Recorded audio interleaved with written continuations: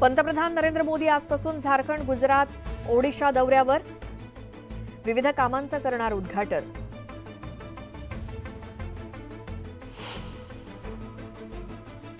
देशातली पहिली वंदे मेट्रो आजपासून धावणार. अहमदाबाद ते भुज हा 344 किलोमीटरचा प्रवास करणार.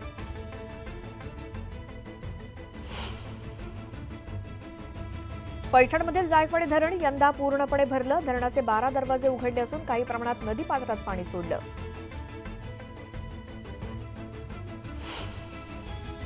मुंबईकरांना आज मोठा दिलासा. मध्य आणि पश्चिम रेल्वेवर कोणताही ब्लॉक नाही, तर हार्बर मार्गावर ब्लॉकमुळे अनेक लोकल फेऱ्या रद्द. दर 2.5 मिनिटांनी मिळणार लोकल, तर फेऱ्यांची संख्या वाढणार. 350 नवीन एसी लोकलची तयारी. रेल्वेमंत्री अश्विनी वैष्णव यांची माहिती. आधार कार्ड धारकांसाठी दिलासादायक बातमी. आधार कार्ड अपडेट करण्यासाठी 14 डिसेंबरपर्यंतची मुदतवाढ.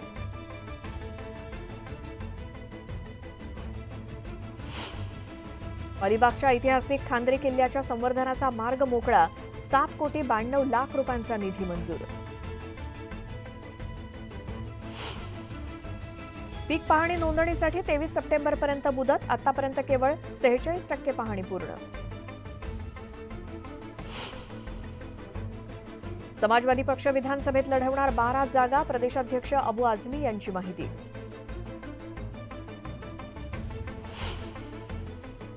आणि मला विरोधी पक्षातील नेत्यांनी पंतप्रधान पदाची ऑफर दिली होती. नितीन गडकरींचा गौप्यस्फोट.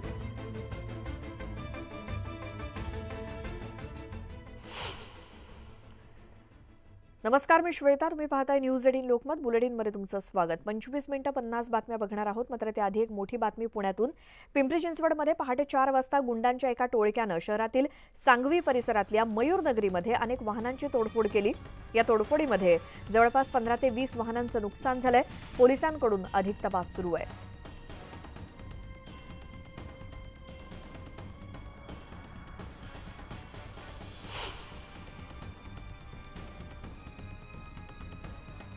पुण्यामध्ये पिंपरी चिंचवडमध्ये एक मोठी बातमी. पिंपरी चिंचवडमधल्या सांगवी परिसरामध्ये आज पहाटे 4 वाजता गुंडांच्या एका टोळक्याकडून काही वाहनांची तोडफोड करण्यात आली. त्याची ही दृश्य आहेत. वाहनांच्या काचा फोडण्यात आलेल्या आहेत. 15 ते 20 वाहनांचं यात नुकसान झालंय. आणि आता बघूयात 25 मिनिटात 50 बातम्या. मला पंतप्रधान पदाची ऑफर होती असा खळबळजनक दावा केंद्रीय मंत्री नितीन गडकरी यांनी केला. लोकसभा निवडणुकीच्या वेळी विरोधी पक्षातल्या एका नेत्याकडून ही ऑफर आल्याची माहिती गडकरींनी दिली. नांदेड दक्षिणचे काँग्रेसचे आमदार मोहन हंबर्डे यांनी 2 दिवसांपूर्वी केंद्रीय मंत्री नितीन गडकरींची भेट घेतली होती. त्यानंतर त्यांच्या भाजप पक्षप्रवेशाच्या चर्चा रंगू लागल्या होत्या. मात्र मी रस्त्याच्या कामासंदर्भात भेट घेतल्याचं स्पष्टीकरण मोहन हंबर्डेंनी दिलं. महाविकास आघाडीच्या नेत्यांची येत्या 20 सप्टेंबरला बैठक होणार आहे. या बैठकीत विधानसभा निवडणुकीच्या जागा वाटपासंदर्भात चर्चा देखील होईल. 288 पैकी 154 जागांचा तिढा सुटलाय. मात्र अद्यापही 134 जागांचा तिढा कायम आहे. त्यामुळे या जागांचा तिढा सुटणार का याकडे सगळ्यांचं लक्ष लागलंय. भाजपचे नेते नारायण राणे यांनी राहुल गांधींवर निशाणा साधला. काही नेते अमेरिकेत जाऊन घटनेचा अपमान करतात अशा शब्दात राणेंनी राहुल गांधींचा समाचार घेतला. भुजबळांच्या आरोपांना रोहित पवारांनी प्रत्युत्तर दिलं. भुजबळांचा बोलवता धनी वेगळाच आहे. राजकीय स्वार्थासाठी दुटप्पी भूमिका घेणं योग्य नाही असं रोहित पवार म्हणाले. खासदार अशोक चव्हाणांचे दाजी माजी खासदार भास्कर खदगावकर यांनी काँग्रेसमध्ये जाण्याचं जाहीर केलं. मात्र त्यांच्या प्रवेशाबाबत जिल्हा काँग्रेस कमिटीलाच माहिती नव्हतं असं विधान काँग्रेसचे नांदेडमधील जिल्हाध्यक्ष हनुमंत बेटमोगरेकर यांनी केलं. राज्य सरकारच्या योजनांवरून टीका करणाऱ्या सुप्रिया सुळेंवर राष्ट्रवादीच्या नेत्या रुपाली चाकणकर यांनी निशाणा साधला. काही विकृत पद्धतीची माणसं आहेत. त्यांना टीका टिप्पणी केल्याशिवाय दुसरं काहीच येत नाही. त्या फक्त दिवास्वप्न पाहतात असं वक्तव्य चाकणकर यांनी केलं. भाजपच्या बैठकीत जेपी नड्डांनी कार्यकर्त्यांना सूचना केल्या. शिवसेना आणि राष्ट्रवादीला सोबत घेऊनच निवडणुका लढा. भाजपनं मोठ्या भावाची भूमिका घेत दोन्ही पक्षांना सांभाळून घ्यावं असा सल्ला जेपी नड्डांनी भाजपच्या नेत्यांना दिला. धनगर आरक्षणासंदर्भात तोडगा काढण्यासाठी मुख्यमंत्री एकनाथ शिंदे यांनी आज बैठक बोलावली आहे. सकल धनगर समाजाच्या मागण्यांबाबत सह्याद्री अतिथीगृहावर मुख्यमंत्री शिंदे आज धनगर समाजाच्या प्रतिनिधींसोबत चर्चा करणार आहेत. उपमुख्यमंत्री अजित पवार आज बारामती दौऱ्यावर आहेत. सकाळपासूनच अजित पवारांकडून शहरातील विविध विकास कामांची पाहणी सुरू आहे. संदीपान भुमरेंच्या बंडखोरीनंतर उद्धव ठाकरे आज पहिल्यांदाच पैठणला जाणार आहेत. पैठण आणि वैजापुरात ठाकरेंच्या उपस्थितीत जनसंवाद मेळावा पार पडणार आहे. मराठा तरुणांसाठी हैदराबाद गॅझेट लागू करण्याच्या मागणीसाठी छत्रपती संभाजीनगरातील क्रांती चौकात राजश्री उमरे या तरुणीचं उपोषण सुरू आहे. याच पार्श्वभूमीवर सरकारचं शिष्टमंडळ आज राजश्रींची भेट घेऊन चर्चा करणार आहेत.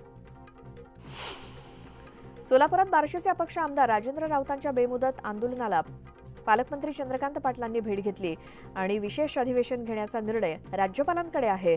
मुख्यमंत्री एकनाथ शिंदे यांच्याकडे विनंती करू असं चंद्रकांत पाटील यांनी सांगितलं.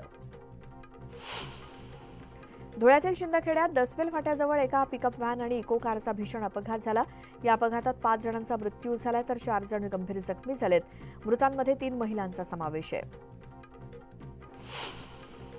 पुण्यात विसर्जन मिरवणुकीनिमित्तानं शहरातील वाहतूक व्यवस्थेमध्ये बदल करण्यात येणार आहेत. मध्य भागातील प्रमुख 17 रस्ते वाहतुकीसाठी बंद असतील. मिरवणुकीची सांगता झाल्यानंतर प्रमुख रस्ते वाहतुकीसाठी खुले होतील. फुरसुंगी आणि उरुळी देवाची या 2 गावांची मिळून नगरपरिषद स्थापन करण्यात येणार आहे. मात्र या निर्णयाला गावकऱ्यांनी विरोध केला असून आज फुरसुंगी गावात आंदोलन केलं जाणार आहे आणि दोन्ही गावात विकास करण्यासाठी महापालिकेनं 500 कोटींचा खर्च केलाय. मध्य रेल्वेनं आजचा मेनलाईनवरचा नियमित मेगा ब्लॉक रद्द केलाय तर हार्बर मार्गावर सकाळी 9:40 पासून ते संध्याकाळी 4:51 पर्यंत मेगा ब्लॉक असेल. ब्लॉक कालावधीत कुर्ला ते पनवेल दरम्यान 20 मिनिटांनी विशेष सेवा चालवली जाईल. मुंबईकरांना अनेकदा प्लॅटफॉर्मवरती लोकलची वाट पाहत तात्काळात उभं राहावं लागतं. याबाबत 3ही मार्गावरील लोकलना कवच प्रणालीसोबतच combine communication based train control यंत्रणा जोडली जाणार आहे. त्यामुळे दर 2.5 मिनिटांनी लोकल मिळणार आहे. अशा प्रकारची प्रणाली लाभणारं मुंबई हे पहिलंच शहर ठरणार आहे.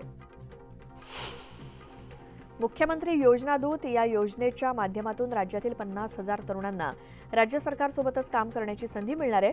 या उपक्रमात सहभागी होण्यासाठी 174 दिवसांची मुदतवाढ देण्यात आली असून 17 सप्टेंबरपर्यंत नोंदणी अर्ज करता येणार आहे. राज्यामध्ये भटक्या कुत्र्यांचा सुळसुळाट असून गेल्या 7 महिन्यात राज्यामध्ये 7,81,304 नागरिकांवरती कुत्र्यांनी हल्ला केला. यात तब्बल 12 जणांचा मृत्यू झाल्याची बाब समोर आली आहे. पुणे शहरात झिकाच्या रुग्णसंख्येतील वाढ सुरूच असून एकूण रुग्णांची संख्या 100वरती पोहोचली आहे. रुग्णांमध्ये गर्भवतीचं प्रमाण अधिक आहे. शहरामध्ये आतापर्यंत झिकाच्या 5 रुग्णांचा मृत्यू झालाय. पुणे पिंपरी परिसरामध्ये लवकरच 11 नवीन पोलीस स्टेशन सुरू होणार आहेत. नवीन पोलीस स्टेशनचा प्रस्ताव अंतिम टप्प्यात असून विधानसभा निवडणुकीच्या आचारसंहिता लागू होण्यापूर्वी प्रस्तावाला मान्यता मिळण्याची शक्यता आहे. पुण्याच्या उरुळी कांचन परिसरात इनामदार वस्तीजवळ गोळीबाराची घटना घडली. बापू शितोळे या व्यक्तीनं 3 ते 4 जणांवरती गोळीबार केल्याची माहिती समोर आली. जमिनीच्या वादातून गोळीबार झाला असून आरोपी दशरथ शितोळेला पोलिसांनी अटक केली आहे. ठाणे खाडीपूल 3 प्रकल्पातील मुंबईहून पुण्याच्या दिशेनं जाणाऱ्या मार्गिकेचं काम पूर्ण झालंय. आता विधानसभा निवडणुकीची आचारसंहिता जाहीर होण्यापूर्वी ही मार्गिका वाहतूक सेवेमध्ये दाखल करण्याचा निर्णय MSRDCने घेतलाय. सप्टेंबर अखेरीस किंवा ऑक्टोबरच्या पहिल्या आठवड्यात ही मार्गिका वाहतुकीसाठी खुली होईल. सायन प्रतीक्षा नगरमधील संक्रमण शिबिरातील इमारती म्हाडाकडून धोकादायक घोषित करून नोटीस बजावण्यात आली होती. यावरती तोडगा काढण्यासाठी म्हाडाचे उपाध्यक्ष संजीव जयस्वाल यांच्यासोबत बैठक घेण्यात आली. या इमारतीचं स्ट्रक्चरल ऑडिट करण्यात यावं अशा सूचना जयस्वाल यांनी केल्यात. शिवाजी पार्क परिसरात स्वच्छतेसाठी मुंबई महापालिका 5 ई-स्वीपिंग यंत्राची खरेदी करणार आहे. त्यासाठी ₹1.25 कोटी खर्च केले जाणार आहेत. हमी कालावधीसह पुढील 7 वर्षांच्या देखभालीसाठी आणि चालवण्याच्या खर्चासोबत सुमारे ₹6 कोटी खर्च अपेक्षित आहे. गणपती विसर्जनासाठी गिरगाव चौपाटीवर पोहोचणाऱ्या भाविकांची चर्नी रोड स्थानकावरती होणारी प्रचंड गर्दी लक्षात घेऊन पश्चिम रेल्वेच्या मुंबई मध्य विभागानं गर्दीचं व्यवस्थापन आणि अनेक व्यवस्था केल्यात. 17 आणि 18 सप्टेंबरच्या मध्यरात्री प्रशासन चर्चगेट ते विरार दरम्यान 8 अतिरिक्त सेवा चालवणार आहे. मुंबईच्या नायर रुग्णालयातील एका विद्यार्थिनीचा लैंगिक छळ करण्यात आला. या प्रकरणानंतर सहाय्यक प्राध्यापकाचं निलंबन करण्यात आलं. मीरा भाईंदर महापालिकेचे आयुक्त संजय काटकर यांनी तब्बल 253 अधिकारी आणि कर्मचाऱ्यांच्या अंतर्गत बदल्या केल्यात. सहाय्यक आयुक्त, अभियांत्रिकी लिपिक आणि शिक्षकापासून ते शिपायापर्यंत सगळ्यांच्या बदल्या झाल्यात.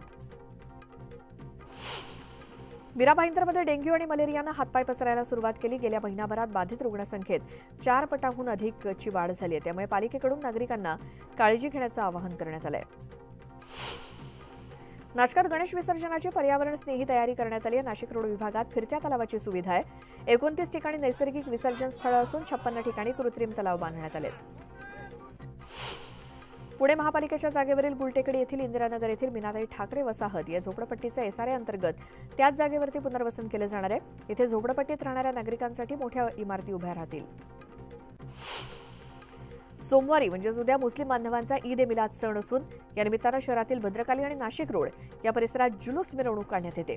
जुलूसमुळे वाहतुकीची कोंडी टाळण्यासाठी वाहतूक मार्गात बदल करण्यात आलेत. गोंदियाच्या मंडीपार पालेवाडा परिसरात वाघाच्या हल्ल्यात शेतकरी ठार झाला. बसंतराव ढोरे हा शेतकरी शेळ्यासाठी झाडाच्या फांद्या आणायला जंगलामध्ये जात असताना जंगलात वाघानं हल्ला केल्यानं त्यांचा दुर्दैवी मृत्यू झालाय. ग्रामविकास मंत्री गिरीश महाजन यांच्या मतदारसंघात रस्त्याची मोठी दुरवस्था झाली आहे. जामनेर तालुक्यातील लिहेतांडा गावात गलिच्छ रस्त्यावरून संतप्त ग्रामस्थांनी महाजनांना घेरत विकास कामांबाबत जाब विचारला.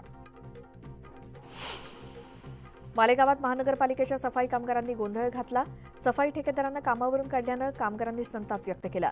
जोवर आम्हाला कामावरती घेत नाही तोवर काम सुरू करू देणार नसल्याचा पवित्रा त्यांनी घेतला. हिंगोलीच्या सेनगाव तालुक्यातील कयाधू नदीवरील पुलाचं बांधकाम रखडल्यानं नागरिकांचे हाल होत आहेत. पुलाअभावी छोट्याशा बंधाऱ्यावरून नागरिकांना धोकादायक प्रवास करावा लागतोय. बीड जिल्ह्यातील मल्टीस्टेट पतसंस्थेत कोट्यवधी रुपयांच्या ठेवी घेऊन अपहार केल्याचं प्रकरण समोर आलं. या घोटाळ्याप्रकरणी साईराम मल्टीस्टेट पतसंस्थेच्या चेअरमन साईनाथ परभणे यासोबतच विनायक आणि कुणाल या 2 मुलांना बीड पोलिसांनी पुण्यातून अटक केली. पैठणच्या जायकवाडी धरणामध्ये नव्या पाणीपुरवठा योजनेच्या जॅकवेलचं काम गेल्या 10 दिवसांपासून बंद करण्यात आलं. दरम्यान जायकवाडी धरण यंदा पूर्णपणे भरलं असून धरणाच्या 12 दरवाजांमधून नदीपात्रात विसर्ग सुरू आहे.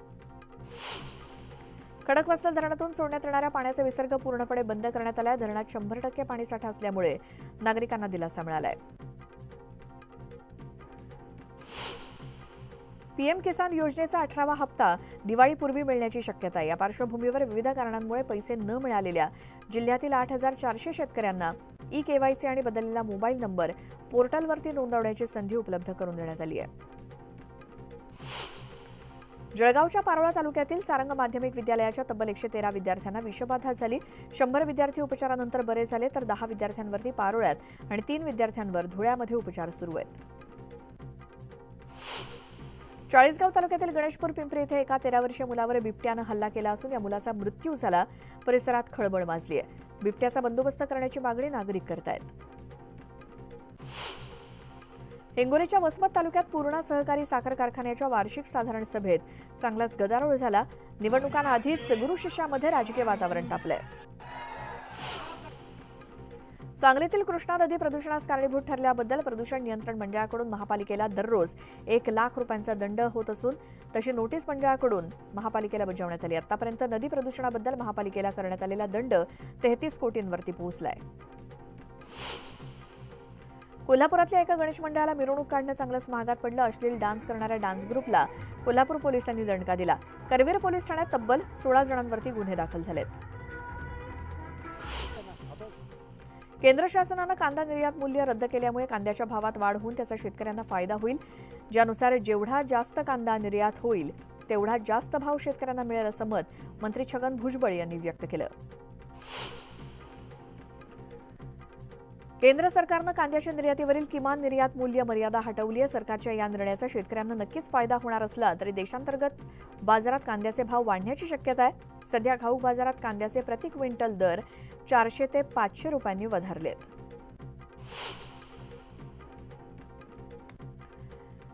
केंद्र सरकारनं तेलाच्या आयातीवरती 20% ड्युटी लावल्यामुळे सोयाबीन उत्पादक शेतकऱ्यांचा फायदा होणार असं म्हटलं जातंय. मात्र प्रत्यक्षात शेतकरी नाराज आहेत. आयात शुल्कात 50% वाढ आणि सोयाबीनच्या भावात 8,000 रुपयांची वाढ केली पाहिजे अशी मागणी सोयाबीन उत्पादक शेतकऱ्यांची आहे. बाजारात भाज्यांची आवक कमी झाली त्यामुळे भाजीपालांचे दर कडाडलेत. कोथिंबीर 400 रुपये प्रति किलोवरती पोहोचली आणि काही दिवसांपूर्वी झालेल्या अतिवृष्टीचा भाजीपाला पिकांना मोठा फटका बसलाय. टोमॅटोच्या दरात सातत्यानं घसरण सुरूच आहे. शनिवारी दिवसभरात 5,000 क्विंटलची आवक झाली तर टोमॅटोला कमीत कमी 1,000 रुपयांपासून सरासरी 2,400 रुपयांपर्यंत दर मिळतोय. सणाच्या काळात खाद्यतेलांच्या किमतीत वाढ होण्याची शक्यता आहे. आयात शुल्कात 20% वाढ झाल्यामुळे खाद्यतेल महागणार आहे, ज्यामुळे सामान्य माणसाचं बजेट कोलमडणार हे निश्चित झालंय. ऐन सणासुदीच्या काळात खाद्यतेलांच्या किमतीत होणारी वाढ ग्राहकांच्या खिशावर ताण आणेल. महात्मा गांधी राष्ट्रीय ग्रामीण रोजगार हमी योजनेअंतर्गत सिंचन विहिरीच्या बांधकामासाठी अनुदानाच्या रकमेत शासन निर्णयानुसार 1 लाख रुपयांची वाढ करण्यात आली आहे. त्यानुसार मंजूर सिंचन विहिरीच्या कामांसाठी 3175 लाभार्थी शेतकऱ्यांना आता 5 लाख रुपयांचं अनुदान मिळणार आहे. शाळा सुरू होऊन तब्बल 3 महिने उलटून गेलेत, मात्र तरी देखील धुळे जिल्ह्यातील तब्बल 25,000 विद्यार्थी गणवेशापासून वंचित आहेत. त्यामुळे एक राज्य एक गणवेश धोरणाचा पुरता बोजवारा उडालाय. कोल्हापूर पोलिसांनी एमडी ड्रग्सचा मोठा साठा जप्त केला. एमडी ड्रग्स विकणारा कुख्यात गुंड मनीष नागोरीसह समीर शेखला अटक करण्यात आली आहे. या कारवाईमध्ये 12 ग्रॅम एमडी ड्रग्स सोबतच 15,51,000चा मुद्देमाल पोलिसांनी जप्त केलाय. धुळे जिल्हा परिषदेच्या पशुसंवर्धन विभागाच्या वतीनं सर्जाराजा स्पर्धेचं आयोजन करण्यात आलं. यावेळी संपूर्ण जिल्ह्यातून तब्बल 183 बैलजोड्यांनी स्पर्धेत सहभाग घेतला. त्यातील प्रथम क्रमांक पटकावणाऱ्या बैलजोडीला 51,000चं पारितोषिक देण्यात आलं. लोणावळ्यातील कारला एकविरेच्या गावात गणेशोत्सवानिमित्तानं लेकी मागण्याचा पारंपरिक खेळ मोठ्या उत्साहात साजरा करण्यात आला. गावातील महिलांनी मोठ्या संख्येनं यात सहभाग घेतला. विसर्जन मिरवणुकीदरम्यान प्रत्येक मंडळावर पुणे पोलिसांची करडी नजर असणार आहे. मिरवणुकीत उच्च क्षमतेचे डीजे वापरल्यास साऊंड सिस्टीम जप्त केली जाईल, असा इशारा पोलीस आयुक्त अमितेश कुमार यांनी दिलाय. सार्वजनिक गणेश मंडळाच्या गणपतीला भेटण्यासाठी नाग आल्याचं दिसून आलं. यावेळी हा नाग बाप्पाच्या मूर्तीवरती चढतो, नंतर बाप्पाच्या गळ्यात वेढा घालून बसतो. सध्या हा व्हिडिओ खूप चर्चेत आहे. आणि या बातम्यांचा वेळ झाली एका छोट्याशा ब्रेकची. लगेच परत येतोय. तुम्ही पाहत राहा न्यूज 18 लोकमत.